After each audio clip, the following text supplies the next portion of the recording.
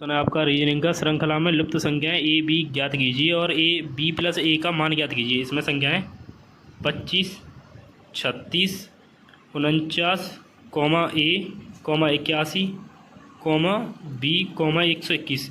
आपको दिख रहा होगा ये किसी न किसी के वर्ग हैं। ये 5 का वर्ग है, ये 6 का वर्ग है, ये 7 का, ये लाइन से किसी न किसी के वर्ग हैं। यहाँ 8 आएगी, 8 का वर्ग होगा। यहाँ ये 9 का वर्ग है, ये 10 का वर्ग होना चाहिए यहाँ पे, और ये 11 का वर्ग है। तो इसमें पूछा बी प्लस ए का मान, तो बी का मान है 8 और ए का मान है 8, बी का मान है 10। तो इन दोनों का वर्ग करना है, वर्ग को जोड़ देंगे। 8 का वर्ग 64, 10 का वर्ग 100। तो ये आपका आंसर हो गया 164 है। कौन से ये क्वेश्चन है पैटर्न को देखते हुए इसमें निरूपित संयोजन व्यक्त करना है, और पैटर्न ये दे रखा है, मैंने लिख लिया है पहले से ही।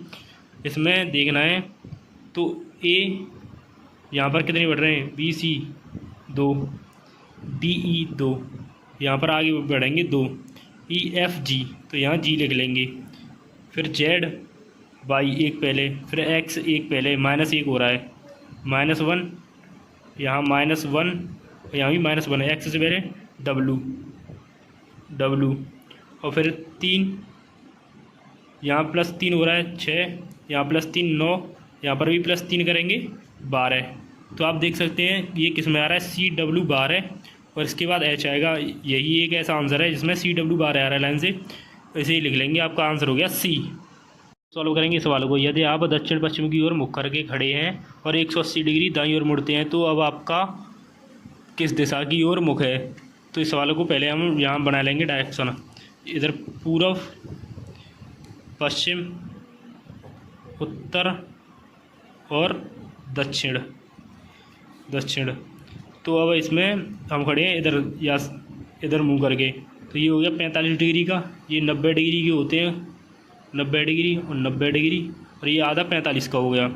तो इधर मुँह है हमारा, दक्षिण पश्चिम की ओर मुख करके खड़े हैं हम। तो अब इधर मुड़ेंगे दाईं ओर मुड़ेंगे, दाईं ओर। तो 90 और 45 135, और इधर मुड़ेंगे और 45 और मुड़ेंगे, तो हो जाएगा 180 डिग्री। तो अब आएंगे हम उत्तर पूर्व की दिशा की ओर, हमारा मुख होगा इस साइड। तो आपका आंसर हो गया उत्तर पूर्व, बी आंसर हो गया आपका। अगला अक्षर क्या है, पी का संबंध जो क्यू से है, समान अनुपात टी का संबंध किससे होगा। तो पी के आगे 1+ जोड़ेंगे तो क्यू, और टी के 1+ करेंगे तो यू। आपका आंसर हो गया डी। इतनी निश्चित कूट भाषा में यदि SCRABBLE को 19, 31, 81, 22, 125 लिखा जाता है, तो इसी कूट भाषा में STUNNED को कितना लिखा जाएगा। तो S 19, T आती है 20 पे, और U आता है 21 पे, N आती है 14 पे, और ये N 14 पे, E आती है 4 पे, और E आती है 5 पे, और D आती है 4 पे। तो आपका ऑप्शन हो गया 19, 20, 21, 14, 14, 5, 4। ये देख लो ये किस में आ रहा है, वही आपका आंसर हो गया। में से कौन सी आकृति बाकी से अलग है। एक तो त्रिकोण है, गोला, वृत्त और वर्ग। गोला ऐसे बनेगा, वृत्त भी सेम ऐसे ही है, और वर्ग ऐसे। और त्रिकोण में 3 भुजा होती हैं, तो सबसे अलग है त्रिकोण, इसमें 3 भुजाएं हैं। वर्ग गोल, ये भी गोल, इसमें 4 भुजा, त्रिकोण में 3 भुजा, तो त्रिकोण अलग है। आपका ऑप्शन हो गया ए आंसर। को एक महिला की ओर इशारा करते हुए निर्मला ने कहा, तो यहाँ लिख लेंगे महिला, और यहाँ निर्मला। वह मेरी बहन की माँ, यानी निर्मला की बहन की माँ, इन दोनों की माँ हुई, के इकलौते बेटे,